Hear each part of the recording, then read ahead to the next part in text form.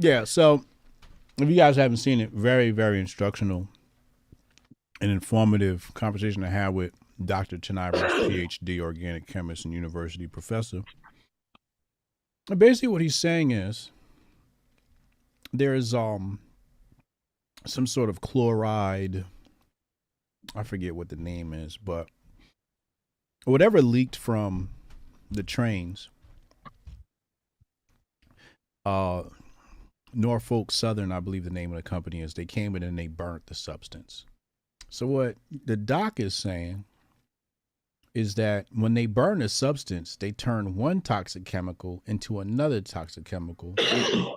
And that smoke plume that we see in the sky isn't from an explosion or crash. It's from them burning those chemicals and creating new toxic chemicals. This could be like a modern day Chernobyl. Um, I'm gonna bring up some videos now on the screen so y'all can see them. Did you see those videos? I've seen a few. Where they was it's like they dig down underneath the water and then it pops up and you can see like the chemical. Here, go right here. I'll put this on the screen right here just in case y'all haven't seen this. But you can see like the chemical rainbow. A chemical rainbow comes to the surface on this thing here. Let's bring this up so y'all can see it. But I saw a lady, she dropped a rock in. And if you watch here, he's going to move the water. And then you'll see right there, you can see the chemicals rise to the top. So it's all in the soil. It's all in the environment. We already know it's killing fish and all types of wildlife out there, et cetera, et cetera. Um, but at the end of the day, what Tanai Ricks is saying is, um, obviously this area needs to be evacuated. There's still people there in East Palestine, but he said there's a potential of cancer risk, other diseases that people come down with, obviously attacking things like the kidneys and the livers, which are the filters of the body. Once those things go, your body really can't filter toxins out. Obviously, if that's happening, it's going to attack your lymphatic system. Um, what else did we cover? I want to say that's well. Again, um, the way in which they went about um, mitigating the risk of toxicity in the environment, he says he calls it cheap. It was a way to save money by burning it off. He said a more expensive and diligent way would have been to bring out the charcoal. But the problem is when you bring out the charcoal, you're going to need a lot of it. And then once you have a lot of it, and it soaks up the toxins, then you have to remove the charcoal. So that's a whole other thing. So it's more expensive for the company. The company's trying to do what's cheap and what's better. Now they're saying that the people from the company going out making people sign waivers. I don't know if that's true or not, but that's what the internets are talking about.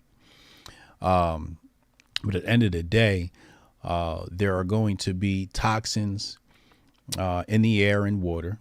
Obviously, your tap water, your drinking water, and these things are going to affect people both when they inhale and potentially as these things land on their skin. You could have issues like acid rainfall.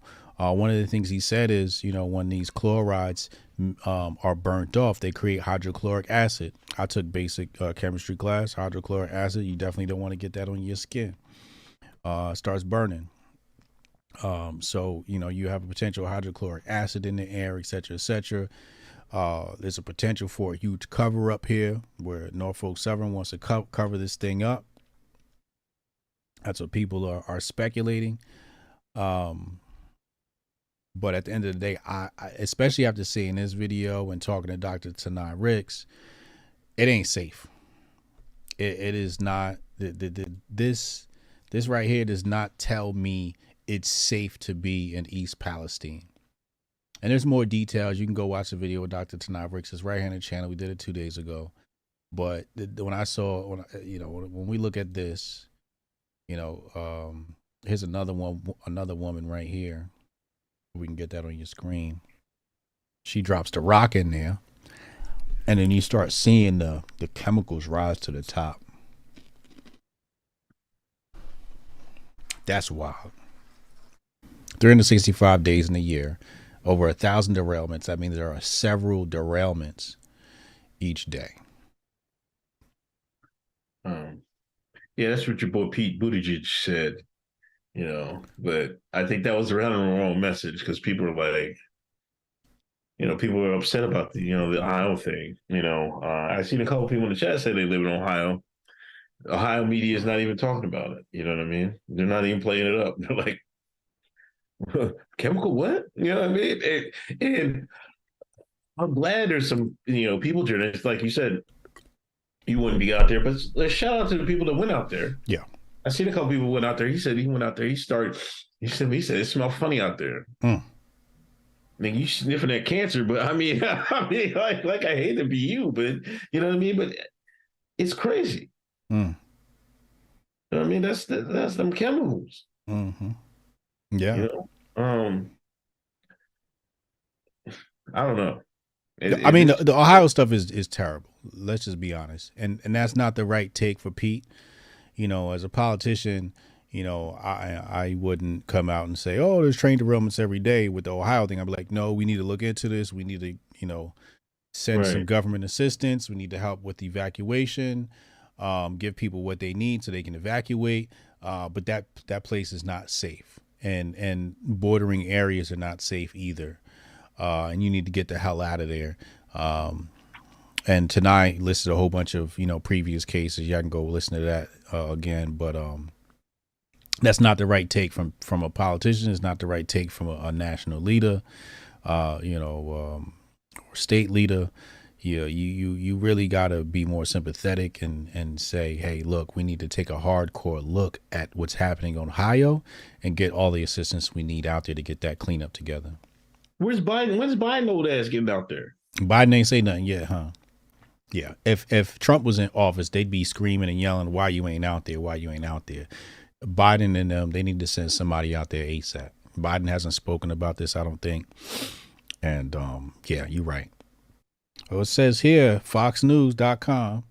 What? Biden admin turns down Ohio's request for disaster assistance after toxic derailment. FEMA continues to tell Governor DeWine that Ohio is not eligible for assistance. Governor office says. Wow. Wow. Like, what is that? What is like you're not eligible? Like, what do you mean we're not eligible? Like, what's the hell the criteria? Nah, this chemical splaying. It's not. It's not. This doesn't qualify.